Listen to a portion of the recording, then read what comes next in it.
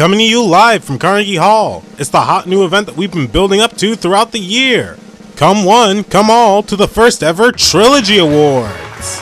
Now, without further ado, here's your host, the Eliminator. Hey guys, to say I've been anticipating this is a massive understatement, as I've been wanting to try something like this ever since I decided to do the Guardians of the Galaxy last year. So it's nice to finally have brought it to fruition.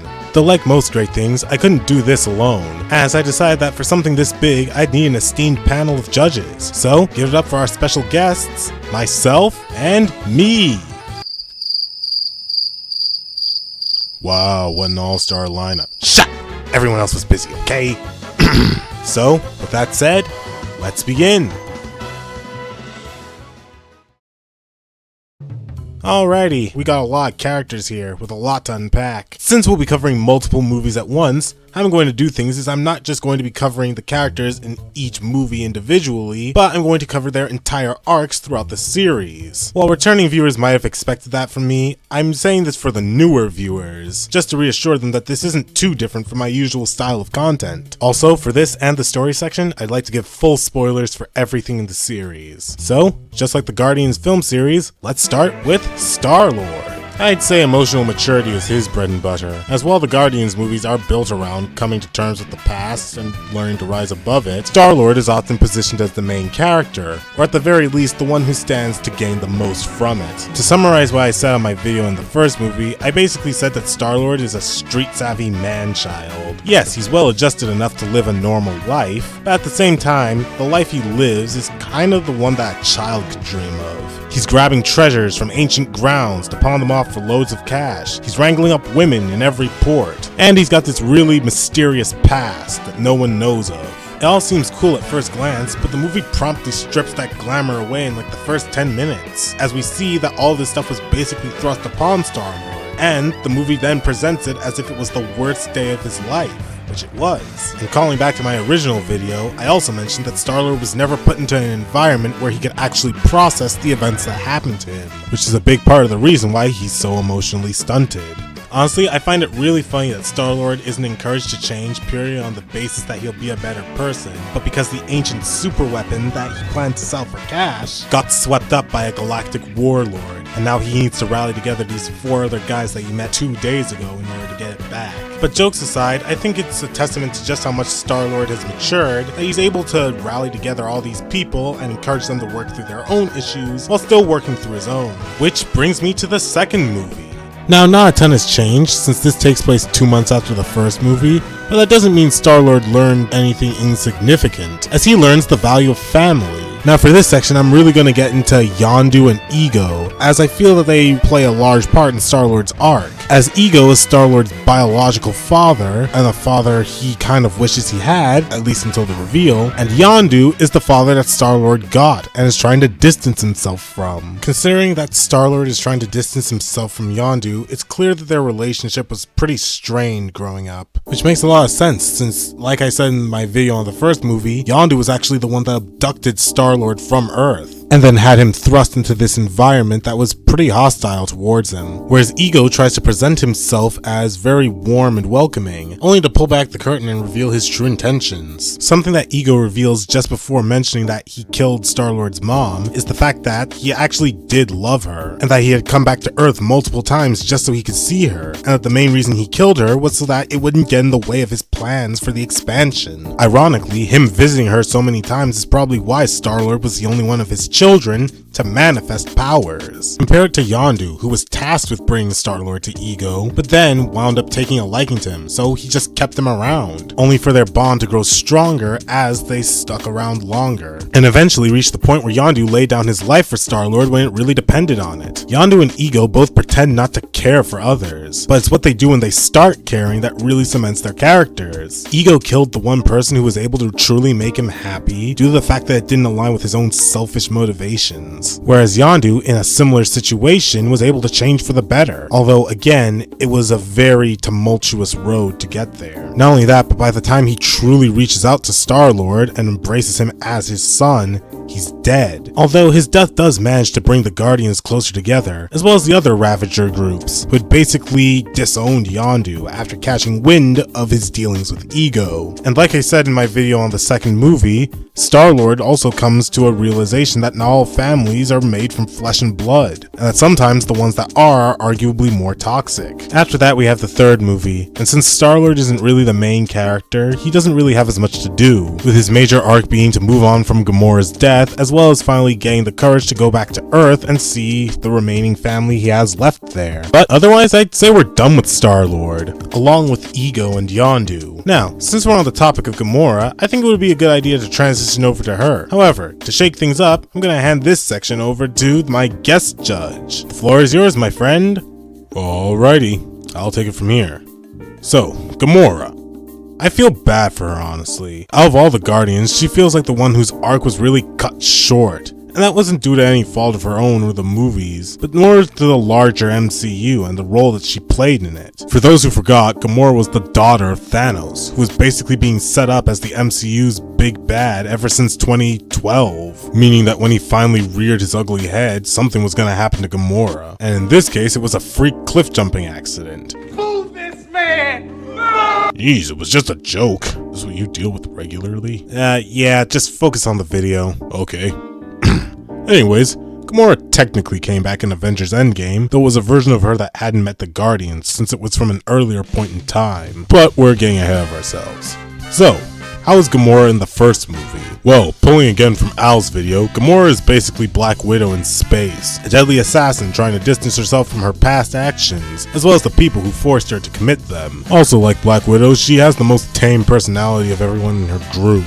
Now, while you would think this makes Gamora not very interesting as a character, one of the things that Al mentioned that really puts her above Black Widow is the fact that she's treated as a front runner for the cast. Gamora isn't just a girl or just Star-Lord's love interest, she's a co-lead, whose problems are just as important as everyone else's. Gamora's story mirrors that of Star-Lord's, with her being raised in a harsh environment and trying to get away from it now as an adult. Though, unlike Star-Lord, there isn't the emotional immaturity or the flair for adventure from him trying to mask the pain. Where Star-Lord basically grew up with an intergalactic biker gang, Gamora grew up with the army of Thanos, and went through various forms of abuse under him. As a result, Gamora's more collected nature is more a result of her environment, and less a result of her just being the voice of reason of the group, since her environment wasn't as wild as Star-Lord's. Though, like I said earlier, her arc is kind of the same as his, so there isn't as much that's interesting to talk about, save for her sister Nebula. However, most of that's in the second movie.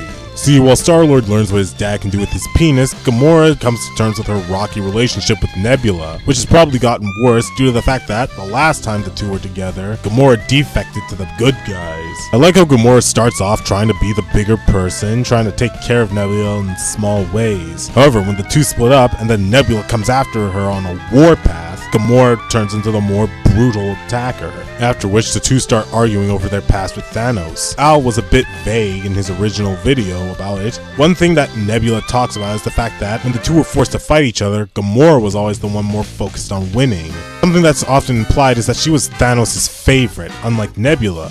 This is symbolized by all of the cybernetic enhancements that Nebula has on her body, which would be given to them if they failed. And while you can't blame Gamora for trying to just find a way to survive in her hellish environment, at the same time, the cost was pretty high, especially since the two come to such serious blows when it comes to the name of closure. At the same time though, I like how the story doesn't demonize Gamora for this, because it's clear that there was no winning in that situation. But with that, we're finally brought to the third movie, and arguably the weakest of Gamora's arcs. You see, when Gamora came back in Avengers Endgame, it was a completely different version of her from before she met the Guardians, as I mentioned earlier, and as a result, she lacked those good old-fashioned found family values that she acquired in the previous films. As a result, when she works with the Guardians, she kinda just treats it as a job she's doing for the Ravagers, but she slowly starts to understand the value of family as well as other people when she sees how far the Guardians are willing to go just to help Rocket. But other than that, I'd say we've wrapped up Gamora's character arc throughout these movies, though I still have a bit more I'd like to say about Nebula. I think Al said it best in his video on Guardians 3, that while Nebula has gotten away from Thanos, she still has a lot of stuff that she needs to work through, mainly her own feelings of inadequacy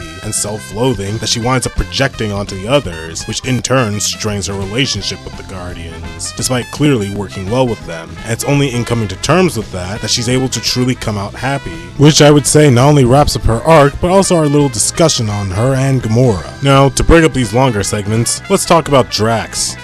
What have they done to you? Out of all the characters in the first movie, I'd say Drax is probably one of the funniest, with him getting some of the best lines and having some of the best delivery of his jokes, which is all thanks to Dave Bautista. Comedies are hard to do, never mind the fact that Drax had to have a straight face through most of it. So the fact he was able to pull this off on 6 separate occasions is nothing short of impressive. But at the same time, it feels like Drax was given next to nothing else. In the first movie, Drax is grieving the loss of his wife and daughter who were murdered by Ronin, and by extension Thanos, and by the end of the movie, he's able to get revenge on them. He defeats Ronin. And note, this isn't a bad thing. You don't need to have a massive decades-spanning arc for Drax to feel complete. But the problem is that, again, it feels like they don't know what to do with Drax outside of that. In Guardians 2, Drax spends most of his time with Mantis, where he gives her more of a taste of genuine, hopefully platonic, love, which then leads to Mantis revealing the truth behind Ego. But at the same time, it feels more like it's for Mantis' character rather than Drax. And then in the third movie, Drax basically doesn't really have an arc, with most of the stuff about him being told from other characters' perspectives. Drax's biggest weakness is that unless he's with the rest of the group, he doesn't really add anything to the narrative, beyond the first one of course, and that he was only kept around because of how funny he is.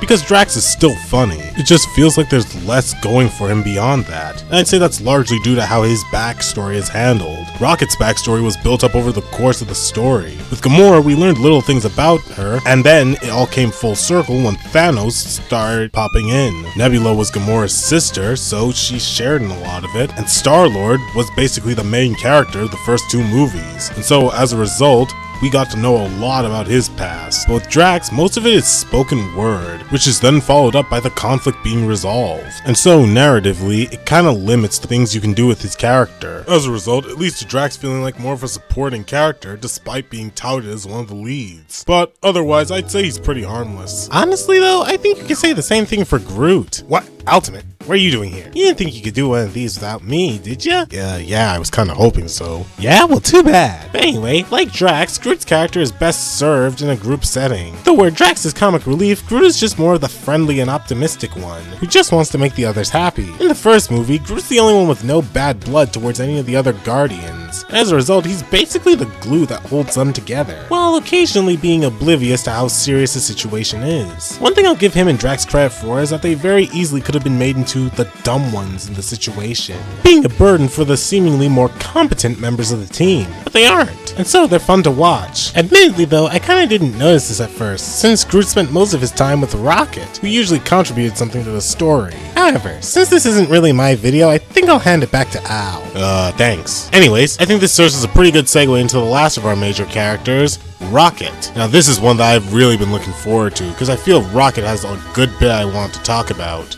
When we first meet Rocket, he's a short-tempered, foul-mouthed crook, who's more of a Ravager than Star-Lord could ever hope to be. And we see right from the jump that he doesn't take crap from anyone except Groot. After the group gets arrested, we're given a hint that Rocket might not have been naturally born, but was instead augmented through scientific means, which is then confirmed when he gets drunk at a bar and starts fighting with Drax. And as you know, Rocket talks about how he was kind of made into a little monster. But what I find interesting about the scene, and most of the movie leading up to it, is that no one ever seems put off by Rocket. Remember, Guardians of the Galaxy, if it wasn't obvious, takes place in space, so you're gonna see a lot of people who look really weird, and Rocket kind of blends right in, save for the fact that he's a raccoon. And while Drax probably brought up something about Rocket's appearance in the argument, it's clear that it's largely Rocket's own insecurities bubbling to the surface, causes him to lash out. However, that's not the only side of Rocket that we get to see, as when Groot sacrifices himself, we get to see the side of Rocket that genuinely cares for others.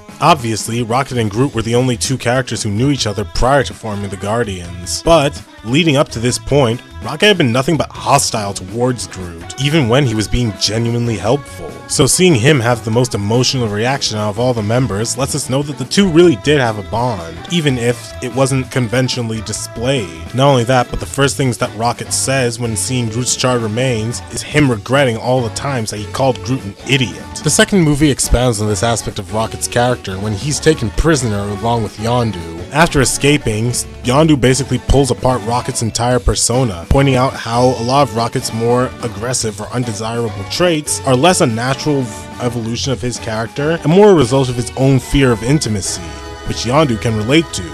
So, when Yondu dies, Rocket is just as torn up as Star-Lord about it, because where Star-Lord lost a father, Rocket lost the only other person who could truly relate to him, which, having seen the third movie, really means something. See, where Yondu was a slave, Rocket was an experiment designed to stroke the ego of the High Evolutionary, who immediately tried to kill him when he showcased any sign of value, which would have definitely chipped away at his self-worth. It really says something with the High Evolutionary that he immediately starts to talk down to his own living, breathing creation the minute that it develops any sort of self-awareness. Granted, Rocket was by far the most intelligent, but still, similar to Rocket's own drunken outburst, it showcases the High Evolutionary's own insecurity about not having all the answers to any of his problems. Never mind the fact that the answer was presented to him by the creation that he deemed a failure. Not only that, but Rocket managing to make something of himself despite all the stuff he was put through shows just how strong he actually was. And with that, we're done talking about all of the major characters in these movies. So, with that said, let's rank them. How we're going to do this is that we're going to rank the characters based on different aspects of their status in the movies, such as personalities, arcs, etc. Now, since we haven't really talked about them much, let's start with the supporting characters this time. Starting off with Yondu, and yeah, he's number one on this list. I don't know why you're surprised. He was a really great secondary antagonist in the first movie, and the second movie did a really good job fleshing him out. Pairing him up with Rocket was a very creative decision that paid off immeasurably, with his death feeling really impactful because of it. After that, we have Mantis. Now, Mantis brings a more light-hearted character to the Guardians, similar to Groot, which helps to contrast with the other members and their crudeness. I already mentioned her arc earlier in the video, while I was talking about Drax, but other than that, I don't have too much to say about her. She's at least fun to watch, so she gets second place, and then everybody else gets third. Okay, they're not that bad. I mean, they're just nothing to write home about. Adam Warlock is kind of just a one-note gag character. The rest of the Sovereign aren't really very convincing as secondary antagonists, because they always amount to nothing. Kraglin was the one crewmate that didn't mutiny on Yondu, but that's all he really has going for him beyond that. And then you have Cosmo the Space Dog. I mean, she's funny, but again, she doesn't really add anything else besides being just a cute little dog in a spacesuit. So there. Then we have the villains, which get better with each film, so there isn't really much to talk about. Which finally brings us to the major characters. Tying for first place, we have Nebula and Rocket, at least in terms of character arcs. After that, we have Star-Lord and Gamora tied for second, and then third we have Drax, Groot, and Mantis. Now, if my in-depth analysis on all of them wasn't enough, I'd say that Rocket and Nebula easily went through the most change throughout the three movies, which landed them at the top. Star-Lord and Gamora are fine in the middle, because while they do go through growth and change, and said change is nothing to scoff at, it simply pales in comparison to what Rocket and Nebula went through. And then with Drax and Mantis, their change just doesn't really feel as impressive. And Groot never really needed to change. And with that, we finally wrapped up the characters. Finally! So, let's move on to the stories.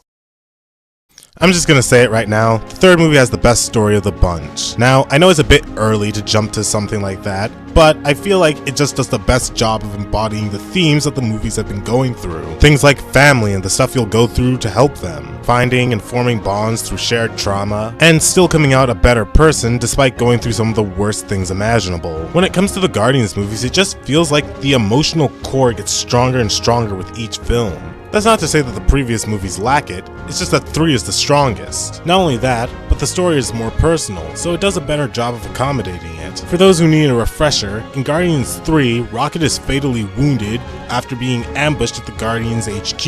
And while looking for ways to save him, the Guardians learn that Rocket was created by a madman trying to make the perfect species, and that Rocket is potentially the key to all of it. So now the team has to go to hell and back to save him. Right out the gate, the stakes are way more personal. Compare it to the first movie. wherein Star-Lord finds a mysterious gem that he plans to sell for cash, and while trying to do so, has a run-in with a bunch of other outlaws. And after their arrest and subsequent escape, they learn that the gem has the power to wipe out entire planets, and that a galactic warlord wants it in order to conquer the galaxy, and so they must team up in order to stop him. The characters go through growth and change throughout the story, realizing that they're better off together, but the way that the conflict itself is presented kinda takes away from it. The second movie improves on this slightly by having the villain be Star-Lord's biological father, but it and the first movie established that Star-Lord never knew who his dad was in the first place. And on top of that, the movie tries to pull a big reveal that he's actually been the villain this whole time, with his main motivation being, yet again, to conquer the universe. And so, while the characters do develop and have a stronger bond than they did before, again, it doesn't feel as personal. Which brings me back to the third movie. Like the second one, our main character has a connection to the villain of the story, but the movie actually takes the time to flesh out the dynamic between them, which helps to flesh them out beyond being just another obstacle for our main characters, which in turn makes it more satisfying to see them triumph over the villain, while also going through their own personal growth. And that, ladies and gentlemen, is why I say Guardians 3 has the best story. Now, with the characters and the story out of the way, it's time for the moment you've been waiting for. It's all been leading up to this. After a lot of in-depth analysis and careful deliberation, the judges have managed to reach an agreement. Let's head over and see their final verdict. So many great candidates. I'm gonna let the finger decide. Wait. Whoa. What is happening? The best Guardians movie! It's me! Just kidding! Maybe don't say that while we're on air. But in all seriousness, the decision was very hard to come to. So, on to the real winners. Okay, now, jokes aside, the best Guardians of the Galaxy movie, and winner of this year's Trilogy Awards, is...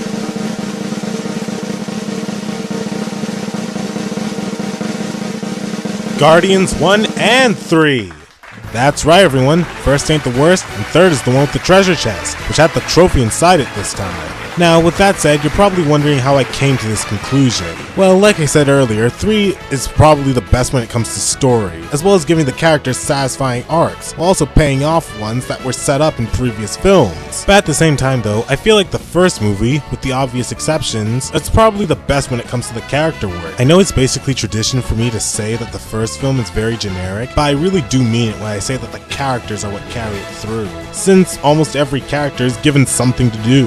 I mean, obviously it's the introduction to all of these characters, so of course it needs to show how they all contribute to the narrative. For example, while Ronan is basically just a generic bad guy for the Guardians to deal with, he does do a good job serving as the catalyst to bring them all together. Meanwhile, Groot's friendliness and optimism, despite everything that happens, really helps to spearhead the Guardians' arcs about not letting their past define their actions in the present. And while Rocket's arc is definitely more long-term, being spread out across all 3 movies, it's very clear that he ends up in a different and better place from where he started. And so, things are still satisfying even without getting the full picture. Now, that begs the question of why Guardians 2 didn't make the list. Well, I mean, for one thing, there wouldn't be any winners if it did, but also for the reason that I feel that in Guardians 2, the characters aren't really working towards anything. Or at least, there isn't one major overarching goal that they're working towards like in the first movie. Sure, the characters go through their own smaller separate arcs, but there's no one major thing that's bringing them together. In Guardians 3, the Guardians were actively going out of their way to save one of their own. And then when that problem was dealt with, they went to deal with the villain who put them in that situation to begin with, and rescue all of his captives, who, thanks to earlier scenes, we knew he was probably going to torture. And while the first movie does lean harder on the whole world-ending threat, they make it very clear right from the jump that the heroes are in this for themselves. And it honestly makes sense, since if they fail, they'll be the first ones on the chopping block.